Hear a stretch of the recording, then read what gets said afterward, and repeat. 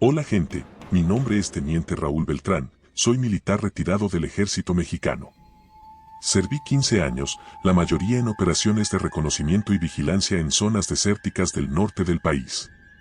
He pasado noches enteras bajo tormentas de arena, he escuchado disparos a menos de 1 metro y visto cosas que no le deseo a nadie, pero nada me marcó tanto como aquella misión en el desierto de Sonora, una noche en la que el silencio empezó a responder. Fue en 2008. Recibimos órdenes de inspeccionar una vieja estación de comunicaciones del ejército, abandonada desde mediados de los 90. Se encontraba en medio del desierto, a unos 30 kilómetros de Caborca. El reporte indicaba señales de radio débiles, como si alguien estuviera transmitiendo desde esa zona, aunque la instalación no tenía energía ni personal asignado.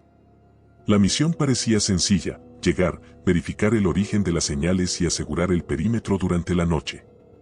Éramos 8 hombres. Un grupo pequeño, pero entrenado. Partimos al caer la tarde en 2 vehículos todoterreno. El viento levantaba la arena como humo y el cielo se volvía naranja antes de caer en una oscuridad total. Cuando llegamos, apenas podíamos distinguir la estructura: un complejo de 2 edificios conectados por un pasillo, una torre metálica oxidada y restos de antenas dobladas por el viento. El aire tenía un olor metálico, viejo, y la arena crujía bajo las botas como si pisáramos huesos. Tomé el mando y ordené revisar el primer edificio. El interior era un esqueleto de concreto, muebles rotos, cables colgando, documentos amarillentos esparcidos por el piso. En una de las paredes, alguien había escrito con tiza, en letras grandes: "Sigue respondiendo". Pensamos que sería alguna broma de soldados antiguos, pero el mensaje nos dejó inquietos. En el cuarto de control aún había consolas viejas, grabadoras de carrete y transmisores oxidados. Uno de mis hombres, Rivera, tocó uno de los botones por curiosidad. Y una de las grabadoras se encendió. Contra toda lógica, funcionaba. De los altavoces salió un sonido entrecortado, como estática. Después, una voz. Masculina, firme, con tono militar. Decía: ¿me copian? Aquí Delta 7, solicitando respuesta inmediata. Sentí un escalofrío. Delta 7 era el nombre de nuestro pelotón. El mío. Pensé que había entendido mal. Pero la voz repitió, más clara: Teniente Beltrán, reporte de posición. Repito, reporte inmediato. Nadie más sabía que yo estaba al mando. Nadie fuera del equipo. El silencio que siguió fue pesado. Rivera apagó la grabadora con la mano temblorosa. Nadie habló. Al revisar la carcasa del equipo, encontramos una fecha escrita a mano: 1994. Esa noche el viento soplaba con fuerza. Las paredes vibraban. Salimos a establecer el perímetro, pero las radios portátiles empezaron a fallar. Solo se escuchaba estática. A las 23 horas, hice contacto con base, informando situación. La señal era débil, entrecortada. Antes de cortarse del todo, escuché la misma voz de la grabación. Beltrán, ¿me copias? Seguimos respondiendo. Llamé a base, pero nadie contestó. A medianoche, los sensores del vehículo comenzaron a sonar. Movimiento en el perímetro sur. Pensamos que podían ser animales, así que salimos con linternas. La arena era fina y brillante bajo la luz. Seguimos el rastro hasta el límite del complejo. Y entonces los vimos: huellas. 12 pares distintos de botas militares, perfectamente marcadas en el suelo. Éramos 8. Me agaché para examinarlas. Estaban frescas. El viento no las había cubierto aún. A lo lejos, dentro del edificio principal, vimos luces. Luces blancas, suaves, moviéndose por los pasillos como linternas. Pero nadie había quedado adentro. Regresamos en formación, y al entrar, las luces se apagaron al instante. El aire olía a electricidad y polvo viejo. Revisamos habitación por habitación, pero no había nadie. En el centro del salón principal, sobre una mesa metálica, encontramos un cuaderno abierto. Las páginas estaban húmedas, como si alguien las hubiera tocado con manos mojadas. En la última hoja, escrito con tinta corrida, decía: nos ordenaron seguir respondiendo, aunque ya no haya nadie.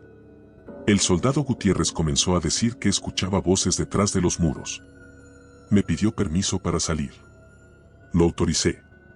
Pasaron unos minutos y no regresó. Fui tras él. Lo encontré parado junto a la torre de comunicaciones, mirando hacia el cielo. Me acerqué y le toqué el hombro. Estaba helado. Cuando me volteó a ver, tenía los ojos vidriosos, las pupilas dilatadas. Solo murmuró: «Están formados, mi teniente, están esperando instrucciones». Apunté la linterna hacia donde miraba. A unos 20 metros, sobre la arena, vi siluetas. 8 sombras inmóviles, en formación.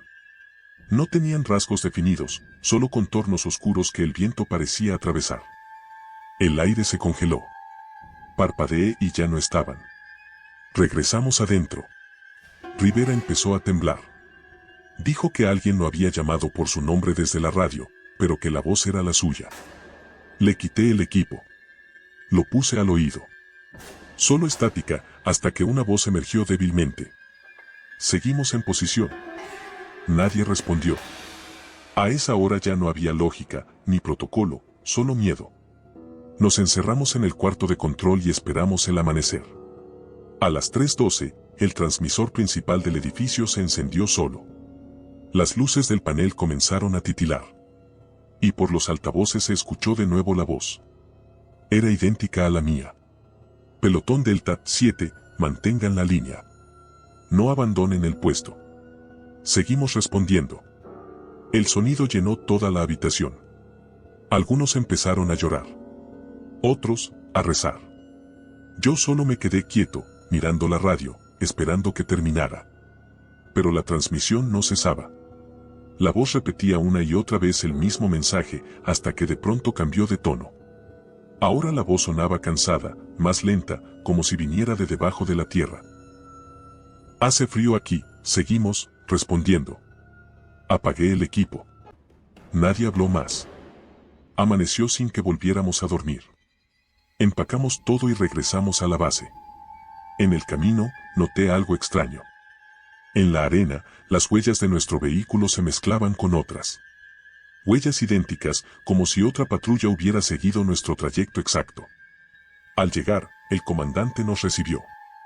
Nos dijo que la estación estaba oficialmente fuera de servicio desde 1994, cuando un pelotón completo desapareció durante una tormenta de arena.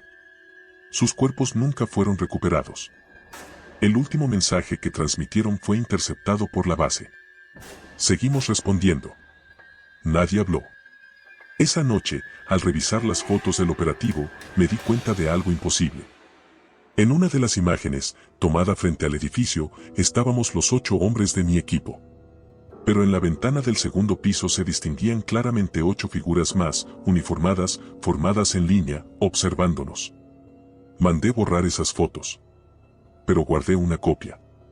Porque, aunque pasen los años, cada vez que el viento del norte sopla sobre el desierto, me parece escuchar entre el ruido seco de la arena una transmisión lejana, una voz vieja que dice mi nombre, y después. Delta 7, seguimos respondiendo. Hola gente, mi nombre es Cabo Primero Ernesto Valdivia, y serví 8 años en el ejército, asignado la mayoría del tiempo a zonas rurales del norte. He dormido bajo tormentas, patrullado caminos minados y vivido cosas que nunca le conté ni a mi familia. Pero lo que me ocurrió durante una guardia en una base subterránea en Chihuahua, en 2013, fue distinto. No se trató de un enfrentamiento ni de un error táctico. Fue otra cosa. Algo que no pertenece a este mundo. Aquella base no aparecía en los mapas. Se encontraba en un cerro a varios kilómetros del poblado más cercano, y se accedía por un túnel camuflado entre las rocas. Era un centro de almacenamiento militar antiguo, construido en los años 80. En teoría, nuestro trabajo era custodiar el lugar mientras se retiraba material viejo, pero nadie nos dijo qué tipo de material era. Nos quedamos 6 elementos de guardia esa semana. Los primeros días fueron tranquilos, revisar el perímetro, reportar temperatura, registrar movimientos. Todo normal. Pero el tercer día empezamos a notar cosas pequeñas. Primero, el aire. Dentro de la base el aire siempre era denso, húmedo, pero esa noche cambió. Se volvió más frío, con un olor fuerte a óxido y metal mojado, como si hubiera sangre en el ambiente. El pasillo principal era largo y oscuro. Las luces fluorescentes zumbaban con un sonido intermitente. Mi puesto estaba justo en el pasillo 2, frente a las puertas de los almacenes. Desde ahí se escuchaban ruidos, leves, como si arrastraran cajas o movieran herramientas. Avisé al cabo de turno, pero al revisar no encontramos nada. Esa noche, cerca de las 3, uno de mis compañeros, López, bajó a las bodegas inferiores. Dijo que había escuchado un radio encenderse. No volvió. Bajamos 2 a buscarlo. La escalera descendía unos 10 metros hacia una zona que olía a encierro y polvo. Las paredes sudaban humedad. Cuando llegamos, encontramos el radio portátil de López en el suelo, aún encendido. De él salía un ruido constante, como respiración entrecortada. Grité su nombre. Nada. Al apuntar con la linterna hacia el fondo del túnel, creí ver algo moverse. Una silueta humana, quieta, de espaldas. Pensé que era él, pero al acercarme noté que algo estaba mal. La figura no respiraba, no hacía ruido, y sus pies no tocaban el suelo. Parecía suspendida en el aire, apenas a unos centímetros. De pronto la luz parpadeó, y cuando volvió, la figura había desaparecido. Subimos de inmediato. En el camino, las luces del techo comenzaron a encenderse solas, una por una, como si algo nos siguiera. Cuando salimos al nivel principal, el aire estaba más helado. El termómetro del control marcaba 4 grados. En el desierto, a esa hora, debía estar por lo menos a 15. Al amanecer, reportamos la desaparición de López. El comandante nos ordenó no comentar nada, ni hacer ruido. Dijo que lo buscarían más tarde con un grupo especial. Esa tarde llegó una camioneta con 3 oficiales vestidos de negro, sin insignias. Entraron sin saludar. Nos mandaron fuera del túnel y cerraron la compuerta durante casi 2 horas. Cuando salieron, traían cajas selladas y las subieron sin decir palabra. Pregunté si habían encontrado a López. Uno de ellos me miró fijo y dijo: «No hay nadie ahí abajo». Esa noche nos quedamos los 5 restantes. Nadie quería dormir. A las 2:30 empezó otra vez. Un golpe seco retumbó en el pasillo. Después, el sonido de botas arrastrándose sobre el piso. Corrí hacia la fuente del ruido. Las puertas del almacén 3 estaban abiertas, aunque las habíamos asegurado con candado. Entré con la linterna. El aire era helado, espeso. Y en medio del cuarto, entre cajas metálicas, había un charco oscuro. Pensé que era aceite. Pero cuando acerqué la luz, supe que no. Era sangre, seca, pegajosa. El radio que llevaba colgado en el pecho empezó a sonar. Una voz masculina, grave, dijo mi nombre. «Valdivia, baja al nivel 2». Era la voz de López. Sentí que el estómago se me encogía. Respondí, apenas. «López, ¿dónde estás?» Silencio. Solo la interferencia. Salí del almacén. El pasillo estaba a oscuras. De pronto, las luces se encendieron solas, todas al mismo tiempo. Y ahí estaba él. De pie al final del pasillo, con el uniforme empapado. Su rostro tenía un tono grisáceo, los labios morados. Sonreía. Pero sus ojos estaban vacíos. Dio un paso hacia mí. Su bota dejó una marca de agua en el piso. Otro paso. Otro. Me quedé congelado. Quise levantar el arma, pero no pude. Cuando llegó a menos de 2 metros, la luz volvió a parpadear. Y desapareció. Solo quedó el eco de las gotas cayendo al piso. Corrí a la superficie. Nadie creyó lo que conté. Los demás dijeron no haber visto nada. Pero a la mañana siguiente, los sensores de movimiento registraron pasos en el nivel 2, justo debajo de donde había desaparecido López. El comandante ordenó cerrar la base. Sellaron las entradas con concreto y borraron todo registro de esa instalación. Pasaron meses antes de que pudiera dormir sin pesadillas. A veces, mientras hacía guardias en otros lugares, el radio emitía estática a la misma hora, las 2:37 de la mañana. Y entre la estática, escuchaba su voz. «Valdivia, no baje solo». Hace poco, un viejo amigo me contó que en esa zona, los lugareños aún escuchan ruidos bajo la tierra. Golpes metálicos, ecos, respiraciones. Dicen que el cerro tiembla por dentro. Que se oyen voces de hombres llamando entre túneles que ya no existen. Nunca volví. Pero a veces, cuando el viento sopla desde el norte, puedo jurar que la tierra vibra como si algo siguiera intentando salir. Y entre ese sonido bajo, como un latido enterrado, me parece oír mi nombre. Hola gente, mi nombre es Sargento Luis Herrera, tengo 46 años y serví más de la mitad de mi vida en el ejército. No soy supersticioso, ni religioso, ni de esos que creen en cosas que no se pueden ver. Pero hay algo que aprendí en los años de servicio, el silencio del campo no siempre está vacío. A veces, es una respiración esperando que la escuches. Esto pasó en 2015, cuando estuve destacado en un pequeño puesto de control en las montañas de Durango. El destacamento 47, le llamaban. Era una base improvisada en una vieja estación minera, con apenas unas cabañas, un generador y un cuarto de radio. Éramos 7 elementos en total. Nuestra función era mantener vigilancia sobre una ruta secundaria que conectaba con caminos de contrabando. El primer mes fue rutinario. Días largos, noches frías. Pero una madrugada de noviembre, algo cambió. La neblina llegó temprano, espesa, más densa que nunca. Cubrió todo el valle hasta borrar el horizonte. Ni siquiera las luces del generador alcanzaban a traspasarla. A eso de las 2 de la mañana, mientras hacía mi ronda, noté algo extraño. El perro de guardia, Tango, estaba inquieto. Gruñía hacia la línea de árboles al norte. Pensé que podía ser un animal, así que alumbré con la linterna. La niebla parecía absorber la luz. Y entre esa masa blanca, me pareció ver algo, una figura quieta, de pie, mirando hacia el destacamento. Avancé unos pasos, pero el aire estaba tan denso que apenas podía respirar. El frío era distinto, no natural. Volví a alumbrar. La figura seguía ahí. Parecía un hombre, con uniforme. Grité el código de identificación, pero no respondió.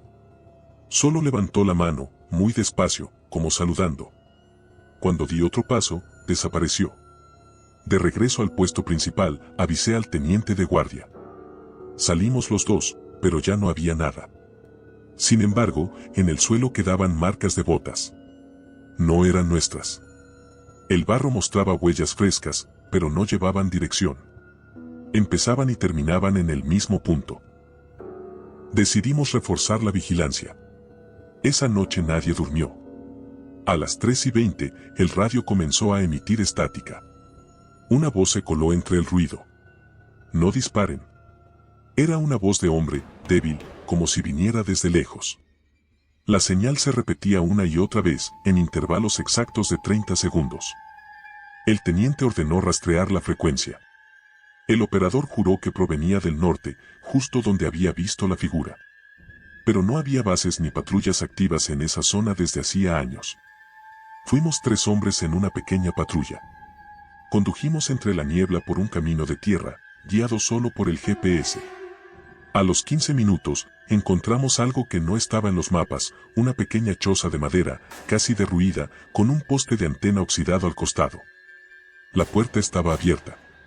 Dentro, todo estaba cubierto de polvo y telarañas. Había restos de uniformes antiguos, cascos y una mesa con una radio militar de los años 70. El aparato estaba encendido. Emitía el mismo mensaje, una y otra vez. No disparen, no disparen. Uno de los muchachos se acercó a apagarlo, pero antes de hacerlo, la señal cambió. Ahora decía: estamos perdidos, fuego amigo, fuego amigo. El sonido era desgarrador. Y entre los ruidos de fondo, se escuchaban gritos. El operador de la patrulla intentó grabarlo, pero el audio se distorsionaba. Al revisar la antena, vimos algo que nos heló la sangre, una placa metálica con la inscripción Destacamento 47, 1979. Era imposible. Esa era nuestra misma identificación. Regresamos al puesto, confundidos. Nadie habló durante el trayecto. El teniente hizo un informe y lo envió a la base regional, pero no obtuvo respuesta. A la mañana siguiente, cuando regresamos al sitio, la choza ya no estaba. Solo el terreno plano, cubierto de niebla y marcas viejas de llantas oxidadas. Pasaron los días, y el ambiente en el destacamento cambió. El perro dejó de comer. Por las noches, escuchábamos pasos afuera de las cabañas, y voces que pedían auxilio entre la neblina. Una madrugada, mientras estaba en el mirador, escuché claramente a alguien gritar mi nombre. No era un eco. Venía desde el valle. Salí con la linterna, pero el haz de luz solo revelaba niebla espesa. Y entonces lo vi. Un grupo de hombres marchando entre la bruma. Se movían en formación, en silencio. Llevaban uniformes antiguos, manchados, y rifles oxidados colgando del hombro. Sus rostros. No tenían rostro. Solo piel gris, sin ojos ni boca.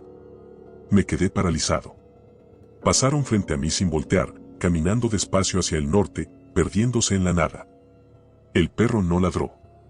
Solo gimió y se escondió bajo el camión. Al amanecer, las huellas estaban ahí. Marcas de botas viejas, con la suela de un modelo que ya no se usa desde hace décadas. Días después, el comandante regional visitó la base. Dijo que en 1979 hubo un destacamento con el mismo número, en esa misma zona. Durante un operativo, una patrulla disparó por error contra su propia tropa en medio de la niebla. Murieron 8 soldados. Sus cuerpos nunca fueron recuperados. La radio del destacamento siguió transmitiendo durante días, repitiendo el mismo mensaje. No disparen. Después del informe, el comandante ordenó cerrar la base. Desmantelamos el equipo y nos reubicaron. Nunca volví a ver esa zona, pero algunos compañeros que pasaron por ahí años después aseguran que, en ciertas madrugadas, la niebla se levanta de golpe y se escuchan voces entre los cerros. Voces de mando, órdenes, gritos. Como si un pelotón entero aún estuviera atrapado repitiendo la misma noche, el mismo error. Y cuando sopla el viento del norte, si prestas atención, puedes escuchar ese murmullo entre los árboles, una voz cansada y quebrada que dice: no disparen. Hola gente, mi nombre es Capitán Adolfo Ramírez, serví casi 20 años en la Marina, la mayoría en misiones de patrullaje costero. He navegado por el Golfo, por el Pacífico y por mares que no aparecen en los mapas. He visto tormentas capaces de tragarse un barco entero, pero nunca vi nada tan inquietante como lo que ocurrió en 2016 en una pequeña estación de vigilancia frente a la costa de Oaxaca. El faro de Punta Sombra era uno de los últimos puestos habitados. No tenía acceso terrestre, solo se llegaba en lancha o helicóptero. Lo ocupábamos 3 hombres por rotación, un operador, un ingeniero de radio y un jefe de puesto. El lugar era viejo, con muros de cemento húmedo y el sonido constante de las olas golpeando las rocas. Esa rotación me tocó junto a Morales, un marinero joven, y Vargas, el operador de radio. Todo iba bien durante los primeros días, verificaciones de rutina, mantenimiento al generador, reportes a la base cada 12 horas. Pero la cuarta noche, algo empezó a sentirse mal. El viento cambió de dirección y la niebla llegó desde el mar, espesa, cubriendo todo el horizonte. No podíamos ver ni a 10 metros. En medio de esa bruma, el faro comenzó a fallar. La luz giratoria se detuvo y el motor del generador se apagó sin explicación. Vargas bajó al sótano para revisar el sistema eléctrico, y Morales y yo quedamos arriba, observando el mar. No se veía nada. Solo el ruido del oleaje mezclado con un silbido extraño, como si alguien soplara desde abajo. A los pocos minutos, el radio comenzó a emitir interferencia. Luego, entre la estática, una voz. «Aquí Faro, ¿me reciben?». Era la voz de un hombre, clara, sin ruido. Pero no provenía de ninguna frecuencia registrada. Le respondí por protocolo, pero no obtuve respuesta. La voz volvió, más fuerte. «Aquí Faro, solicito relevo». Miré a Morales. Creyó que alguien bromeaba. Pero al revisar la frecuencia, el indicador mostraba una señal interna. Es decir, la transmisión venía desde nuestro propio faro. Fuimos al cuarto de radio. Vargas no estaba. Solo el micrófono encendido y el cable del generador chispeando. En el panel, la pantalla verde mostraba un mensaje intermitente: Faro 3, señal en loop. Intentamos apagarlo, pero el equipo se reiniciaba solo. De pronto, escuchamos pasos sobre nuestras cabezas en el nivel superior del faro. Subimos corriendo. La puerta estaba abierta y el aire olía a sal vieja, a madera podrida. La lámpara giratoria, que llevaba años fija, se movía sola, emitiendo una luz tenue hacia el mar. En el vidrio empañado se distinguían marcas de manos. Pensamos que era Vargas, pero al llamarlo nadie respondió. El silencio era tan denso que podía oír mi respiración. Me asomé a la escalera en espiral. Abajo, en el pasillo, una sombra subía lentamente, deteniéndose entre cada escalón. No se distinguía el rostro, pero llevaba uniforme. La linterna iluminó una placa metálica en el pecho, Vargas. Quise hablarle, pero al hacerlo noté que el uniforme estaba empapado. No de sudor, sino de agua salada. El sonido que hacía al moverse era como el de una tela mojada. Dio un paso más y lo vi de frente. Su piel estaba gris, hinchada, como la de alguien que ha estado mucho tiempo en el agua. En sus ojos, una negrura sin reflejo.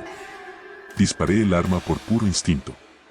La bala atravesó la figura sin resistencia. Vargas cayó hacia atrás y se desvaneció antes de tocar el suelo. Morales gritó mi nombre desde arriba. Cuando subí, estaba pálido. Señalaba la ventana del faro. Afuera, en el mar, había otro faro. Idéntico al nuestro, iluminando en dirección opuesta, a pocos kilómetros mar adentro. Pero eso era imposible, según los mapas, no existía ninguna otra estructura en esa zona. De aquel faro provenía una luz intermitente, como si respondiera a la nuestra. A medianoche, el radio volvió a encenderse. La misma voz, la de antes, repitiendo. Aquí faro, solicitando relevo. Esa frase se repitió decenas de veces, hasta que se mezcló con un ruido húmedo, una respiración pesada, como si alguien hablara bajo el agua. Fuimos al muelle para buscar a Vargas. No había huellas, solo el oleaje golpeando la base del faro.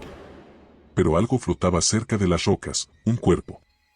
Bajamos con las lámparas. Era él. Su rostro estaba deformado, la piel blanquecina y los ojos abiertos, como si siguiera viendo el cielo. Lo subimos a tierra, pero cuando lo volteamos, notamos algo imposible, el uniforme estaba seco. Lo enterramos esa misma noche, sin reportar nada.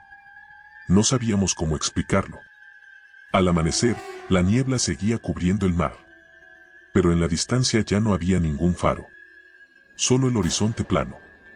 Cuando llegó el equipo de relevo, conté lo sucedido. El nuevo operador revisó los registros y dijo algo que me heló. La frecuencia que escuchamos, aquella que transmitía desde nuestro propio faro, había sido utilizada por el Faro 3 de Mazatlán, una instalación que colapsó en 1989 tras una tormenta. Todos los que estaban ahí murieron. Nadie me creyó. Pero esa noche, cuando me sacaron en lancha, miré hacia atrás. Entre la niebla, juraría haber visto una segunda torre brillando débilmente, justo detrás de la nuestra, emitiendo la misma secuencia de luz. Y aunque me he retirado, todavía sueño con el sonido de esa transmisión. La voz que decía, solicitando relevo. Como si aquel faro siguiera esperando una respuesta desde el fondo del mar. Hola gente, mi nombre es Sargento Mayor Julián Ortega, tengo 51 años y serví durante más de 20 en el ejército, principalmente en zonas de conflicto del sur del país. Fui testigo de enfrentamientos, emboscadas y cosas que no deberían volver a repetirse. Pero lo que viví en 2006, en una vieja trinchera abandonada en las montañas de Guerrero, fue algo que me acompañará hasta la tumba. Aquel lugar era un puesto de defensa que había quedado olvidado después de un operativo años atrás. Nuestro pelotón fue enviado para evaluar si todavía podía ser usado como punto de observación. El camino era complicado. Una carretera que se convertía en terracería, luego un sendero de lodo que subía entre los cerros. Al llegar, el aire era distinto, pesado, húmedo, con ese olor a madera vieja y tierra mojada que nunca desaparece. El campamento consistía en 3 refugios de lámina, una caseta de radio y un túnel excavado en la montaña. Se decía que durante los años 90 ahí hubo una emboscada, y que varios soldados quedaron atrapados bajo tierra cuando una explosión selló parte del túnel. Nadie quiso hablar del tema, pero los lugareños aseguraban que, en las noches sin luna, aún se escuchaban las detonaciones y las voces de los que murieron. Nos asignaron 2 días de evaluación. Éramos 5 hombres, todos acostumbrados al silencio y al peligro. El primer día transcurrió sin novedad, salvo por el ambiente extraño, las aves no cantaban y ni siquiera los insectos se oían. Solo el sonido del viento colándose entre los árboles. La primera noche, mientras montaba guardia junto al túnel, escuché un golpe seco proveniente del interior.